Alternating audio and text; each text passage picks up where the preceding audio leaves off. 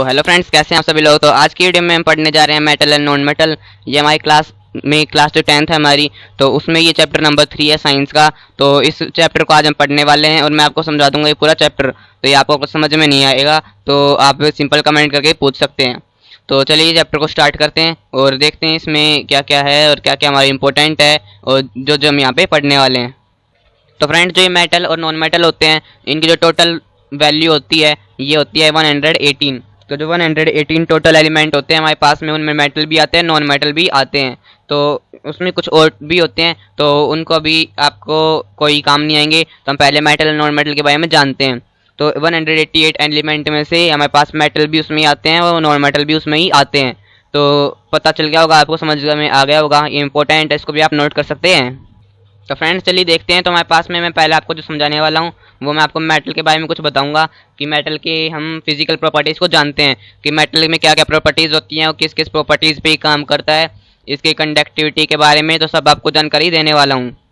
तो फ्रेंड्स चलिए देखते हैं। तो जैसा कि आप यहाँ पे देख पा रहे होंगे, ये हमारे पास में मेटल है। तो मेटल की मैंने एक प्रॉपर्टी आपके सामने यहाँ पे लिखी है। ये यहाँ पे इसकी फर्स्ट प्रॉपर्टी मैं आपको वजह से बता रहा हूँ, ये होते हैं शाइनी। तो ये जो मेटल्स होते हैं वो शाइनी होते हैं, इनका सरफेस बड़ा शाइनी होता है, बड़ा स्लिपरी होता है, एक तरह से आप ये कह सकते हैं। और जो ये फॉर्म होती है किसकी, ये शाइनी जो इसका सरफेस होता है, इसको हम कहते हैं मेटेलिक लस्टर। तो मेटेलिक लस्टर भी आप इसको कह सकते हैं। तो ये भी बड़ा इंपॉर्टेंट, तो आप इसको नोट कर लीजिए। तो ये तो इसकी हो गई एक फिजिकल प्रॉपर्टी। चलिए और देखते हैं इसकी कौन कौन सी फिजिकल प्रॉपर्टीज़ हैं। और फ्रेंड्स जैसा कि आप यहाँ पे देख पा रहे हैं, इसकी एक और प्रॉपर्टी है जो कि है हाई मेल्टिंग पॉइंट की। जब इसको हम मेल्ट करेंगे किसी भी मेटल को, तो उसको जो मेल्ट करने का जो हम जिसको हीट देते हैं उसको हमें बहुत ज़्यादा देनी पड़ेगी, इसको बहुत ज़्यादा रिक्वायर्ड है। क्योंकि इसका जो मेटल होता है वो बहुत ही ठोस होता है, जो बहुत ही पावरफुल होता है। तो उसको मेल्ट करने के लिए, लिक्विड फॉर्म में लाने के लिए उसको बहुत ज़्यादा हीट देनी पड़ेगी। तो इसकी जो दूसरी प्रॉपर्टी आप लिख सकते हैं वो आप लिख सकते हैं हाई मेल्टिंग पॉइंट। तो एक और प्रॉपर्टी आती है इसकी, इसके जैसी, वो है हमारे पास। तो आप हैं जो इसको क्या कह सकते हैं, हार्ड भी कह सकते हैं। जो मेटल होते हैं वो बहुत ज़्यादा हार्ड होते हैं, तभी इनका जो मेल्टिंग पॉइंट है वो हाई होता है। तो हाई मेल्टिंग पॉइंट होगा, इसका मतलब ये जो मेटल है वो हार्ड होगा, हार्ड सब्सटेंस होगा। तो ये भी इम्पोर्टेंट है, तो इसको भी आप नोट कर सकते हैं। तो चलिए आगे। तो फ्रेंड्स आगे हमारे पास में ये दूसरी प्रॉपर्टी आती है जो कि हमारे पास में मिलिएबिलिटी। तो इस प्रॉपर्टी में क्या होता है, इस प्रॉपर्टी में होता है जो भी हमारे पास में मेटल होता है, जैसे हमारे पास में कोई भी मेटल है यहाँ पर, तो उस मेटल को क्या कर सकते हैं हम, उसको मार के, मतलब कुछ भी करके जब उस पर अपन प्रेशर डालेंगे तो उसको कितना बड़ा, जैसे ये मैंने एक क्यूब ले लिया किसी मेटल का, जैसे आप मान सकते हैं आयरन का मेटल है। तो आयरन ये मेटल है, तो इसका ये क्यूब है। तो अब मैं क्या करूँगा, अगर मैं इसको हैमर करूँगा यहाँ से, मतलब इसमें क्या दूंगा, हिट करूँगा इसको, तो इसको मैं एक पतली शीट में भी इसको बना सकता हूँ। तो जैसे ये पतली शीट में बन जाएगा तो उसी प्रॉपर्टी को क्या कहते हैं, मिलिएबिलिटी कहते हैं। तो आपको अच्छे समझ आ चुकी होगी मिलिएबिलिटी प्रॉपर्टी। तो चलिए आगे और कौन कौन सी प्रॉपर्टी हैं। और फ्रेंड्स जो सबसे ज़्यादा मिलिएबिलिटी जो मेटल होती है वो होता है, एक तो गोल्ड, एक तो है वो गोल्ड और एक है वो सिल्वर। तो गोल्ड और सिल्वर दो ऐसे मेटल हैं जिनको सबसे ज़्यादा हीट करके उसको एक शीट में कन्वर्ट किया जा सकता है। तो आपके बुक में एक लाइन भी लिखी गई है, तो उसमें लिखा गया है कि आप 1 ग्राम गोल्ड को ऐसे कर करके क्या कर सकते हैं, वो तो आपको अगली प्रॉपर्टी में पता चल जाएगा। तो गोल्ड है और जो सिल्वर है वो सब ज़्यादा मिलिएबल होते हैं। चलिए आगे देखते हैं। और फ्रेंड जो हमारे पास अगली प्रॉपर्टी आती है मेटल की, तो वो आती है हमारे पास में डक्टाइल। तो डक्टाइल क्या होता है, तो हम जैसे मैंने आपको मिलिएबिलिटी में बताया था कि इसमें हम किसी भी मेटल को हिट कर करके उसकी शीट बना सकते हैं। तो ये तो थी शीट की बात। और इस डक्टिलिटी में क्या होता है, डक्टाइल हम उन मेटल को कहते हैं जो कि अगर उनको हम हिट करें, उनको अगर जैसे मैं इसको इधर साइड से भी इस साइड खींचूंगा और इस साइड से भी इस साइड अगर खींचूंगा तो इसका एक वायर बन जाएगा, एक पतला सा वायर बन जाएगा। तो जिससे शीट बनती है उसको तो मिलिएबिलिटी कहते हैं, और जिस चीज़ से वायर बनता है, जिस प्रॉपर्टी से, उसको हम कहते हैं डक्टिलिटी। तो आपको ये समझ आ चुका है डक्टिलिटी क्या है, मिलिएबिलिटी क्या है।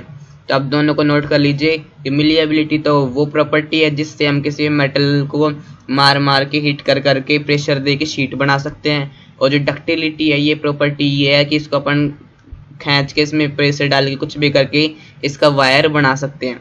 तो आपको समझ आ गया होगा। तो चलिए आगे। और जो मैंने आपको कहा था पिछली प्रॉपर्टी में कि जो गोल्ड होता है वो गोल्ड सबसे ज़्यादा डक्टाइल मेटल होता है। गोल्ड को आप क्या कर सकते हैं, गोल्ड को आप 1 ग्राम गोल्ड को ही सिर्फ 2 किलोमीटर तक का वायर उससे बना सकते हैं। तो ये आपकी बुक में लाइन लिखी गई है, तो इसको भी आप इम्पोर्टेंट में नोट कर सकते हैं। और आगे हमारे पास में मेटल की कंडक्टिविटी। कंडक्टिविटी होता है कि गुड कंडक्टर ऑफ हीट का होता है और गुड कंडक्टर ऑफ इलेक्ट्रिसिटी का होता है।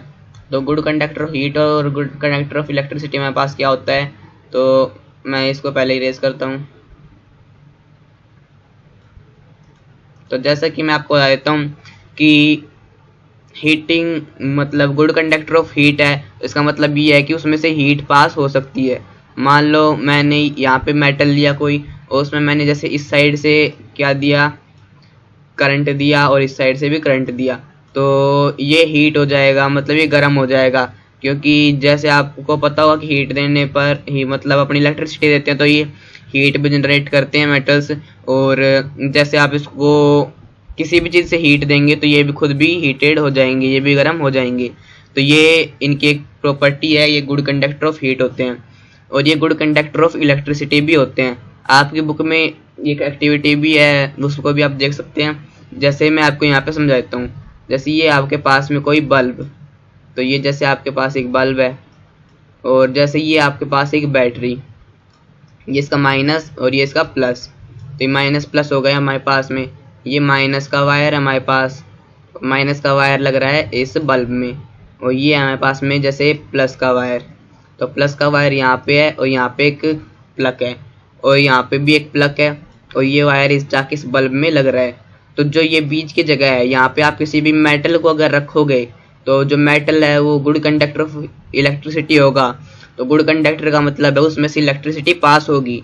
तो अगर क्या बोलते हैं, जैसे कोई मेटल मैंने लगाया जैसे, तो इसमें से अगर ये गुड कंडक्टर होगा, कोई भी चीज़ लगाऊंगा, तो ये क्या होगा, ये जो बल्ब है ग्लो होने लग जाएगा। क्यों? क्योंकि प्लस माइनस का चार्ज तो इसमें पहले से जा ही रहा था, तो प्लस का चार्ज भी जो बीच में रुका हुआ था यहाँ पे, ये मेटल कंप्लीट कर देगा।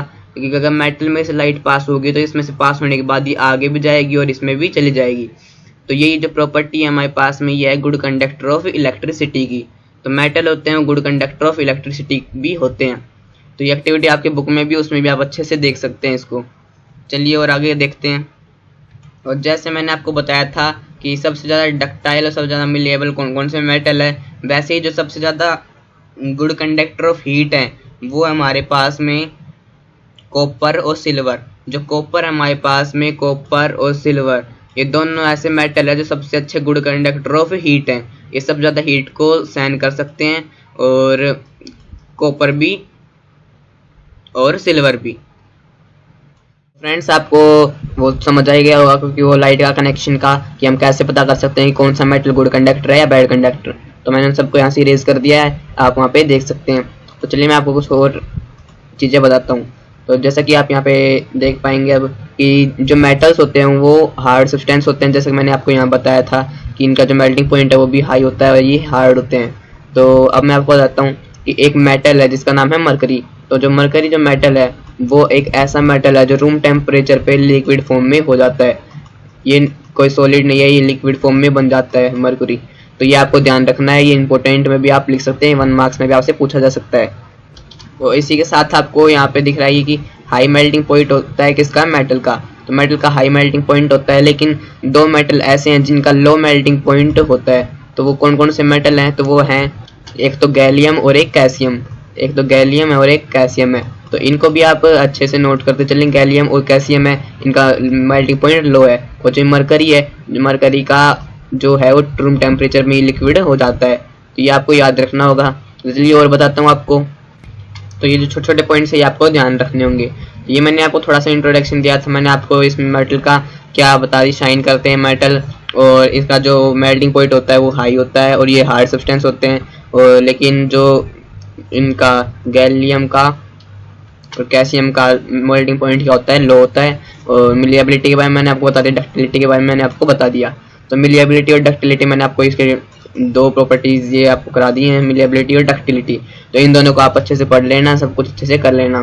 तो आपको ये अच्छे से समझ आ गया होगा। मैंने आपको थोड़ा सा ये इंट्रोडक्शन इसके बारे में दे दिया था। तो अगली वीडियो में हम करेंगे इस चैप्टर को स्टार्ट पढ़ना। तो चलिए मिलते हैं हम नेक्स्ट वीडियो में। तो थैंक यू फॉर वॉचिंग।